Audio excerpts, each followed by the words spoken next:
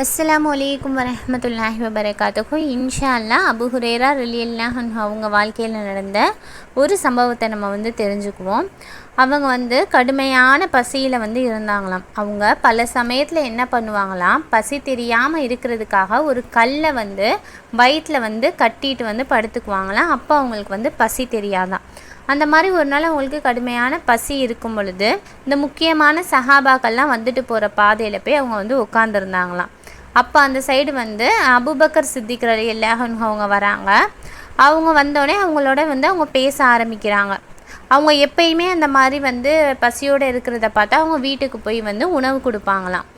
அதே மாதிரி நினச்சிட்டு சரி அபூபக்கர் சித்திக் ரலியல்லாஹு அன்ஹு வந்துட்டாங்க, நிச்சயமாக அவங்களுடைய வீட்டுக்கு போய் நமக்கு உணவு கொடுப்பாங்கன்னு நினச்சி பேசிகிட்டு இருக்காங்க.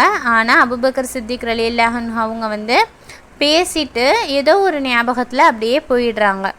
அதுக்கப்புறம் சரி இவங்க நம்மளுடைய நிலைமையை கவனிக்காமல் இருப்பாங்க போல் அப்படின்னு நினச்சிக்கிட்டாங்க. அதுக்கு பிறகு அந்த வழியாக உமர் ரலியல்லாஹு அன்ஹு வராங்க. அவங்களும் அதே மாதிரியே பேசிட்டு அங்கேருந்து கிளம்பிட்டாங்க. அதுக்கப்புறமா அந்த வழியாக நபி ஸல்லல்லாஹு அலைஹி வஸல்லம் அவங்க வராங்க.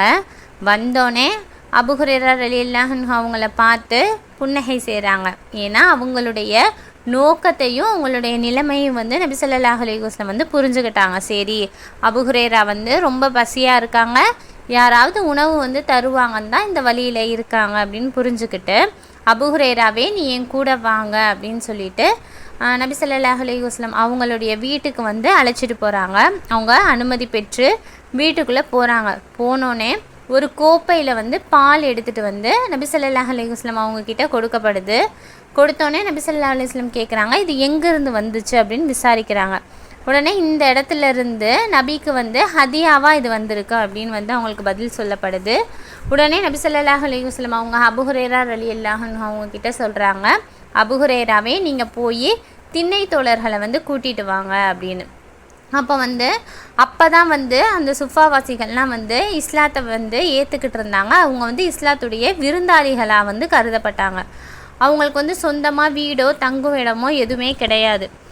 அவங்க எப்படின்னா ஒவ்வொரு நாளைக்கு ரெண்டு பேராக பிரிஞ்சு சஹாபாக்கள் வீட்டுக்கு போய் அவங்க உணவு உண்ணக்கூடியவங்களாக இருந்தாங்க.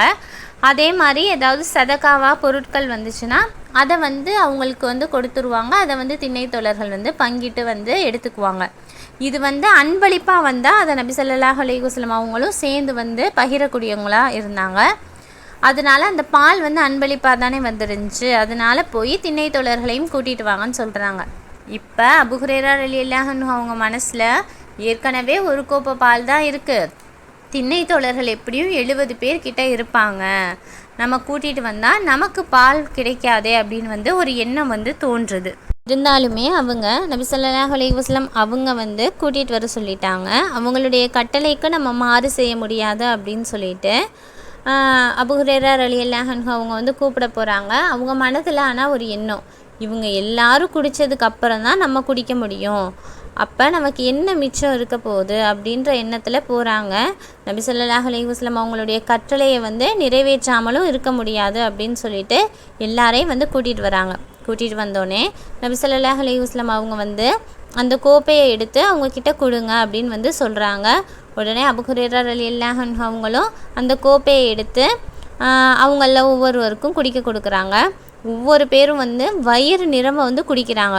குடிச்சிட்டு அந்த கோப்பையை என்கிட்ட தருவாங்க அப்படின்னு சொல்லிட்டு அபூ ஹுரைரா ரலியல்லாஹு அன்ஹு அவங்க காத்துட்ருக்காங்க. ஆனால் அவங்க அடுத்த நபர்கிட்ட கொடுத்துருந்தாங்க. இந்த மாதிரி எல்லாருமே குடிச்சு முடித்தோடனே அந்த கோப்பை நபி ஸல்லல்லாஹு அலைஹி வஸல்லம் அவங்களுடைய கைக்கு வருது. வந்தோடனே நபி ஸல்லல்லாஹு அலைஹி வஸல்லம் அவங்க அபூ ஹுரைரா ரலியல்லாஹு அன்ஹு அவங்கள பார்த்து சிரிச்சிட்டு, இந்தாங்க இதை நீங்கள் இப்போ குடிங்க அப்படின்னு சொல்கிறாங்க. உடனே அபூ ஹுரைரா ரலியல்லாஹு அன்ஹு அவங்களும் வாங்கி குடிக்கிறாங்க. குடிச்சிட்டு தராங்க. உடனே நபி ஸல்லல்லாஹு அலைஹி வஸல்லம் சொல்கிறாங்க, நீங்கள் இன்னும் குடிங்கன்னு சொல்கிறாங்க. உடனே அபூ ஹுரைரா ரலியல்லாஹு அன்ஹு அவங்களும் இன்னும் குடிக்கிறாங்க. மறுபடியும் நபி ஸல்லல்லாஹு அலைஹி வஸல்லம் சொல்கிறாங்க, இன்னும் குடிங்கன்னு.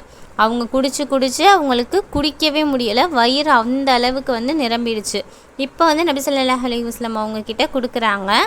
இறுதியாக நபி ஸல்லல்லாஹு அலைஹி வஸல்லம் வாங்கி அந்த பாலை குடிச்சு முடிக்கிறாங்க. அல்ஹம்துலில்லாஹ், இது அல்லாஹ்வுடைய ரஹ்மத்தும் நம்ம நபி ஸல்லல்லாஹு அலைஹி வஸல்லம் அவர்களுடைய மேன்மையும் தெரியக்கூடிய விஷயமா இருக்குது. ஒரு கோப்பை பாலாக இருந்தாலும் அது தனக்கு போதும், தன்னுடைய ஒரு நபர் இருக்காங்க அவங்களுக்கும் பகிர்ந்து நம்ம வந்து அதை வந்து குடிச்சிக்கலான்னு இருக்காமல், மற்றவர்களும் பசியோடு இருக்காங்க, நம்ம அதை வந்து எவ்வளவு கம்மியாக இருந்தாலும் நம்ம வந்து அதை வந்து பகிர்ந்தே நம்ம வந்து அதை வந்து உண்ணலாம் அப்படின்றது நபி ஸல்லல்லாஹு அலைஹி வஸல்லம் அவர்களுடைய எண்ணமாக இருந்திருக்கு. இன்ஷா அல்லாஹ் இந்த சம்பவத்தின் மூலயமா நம்ம ஒரு விஷயத்தை தெரிஞ்சுக்க முடியுது. நம்மக்கிட்ட அளவு எவ்வளவு சிறிதாக இருந்தாலும் அல்லாஹுடைய பரக்கத்தை நம்ம மனசில் கொண்டு நம்ம அதை இல்லாதவர்களுக்கு கொடுக்கக்கூடியவங்களாக இருக்கணும். நிச்சயமாக அல்லாஹ் தஆலா நம்முடைய செல்வங்களை விசாலமாக்கி தந்தருள்வானாக. ஆமீன்.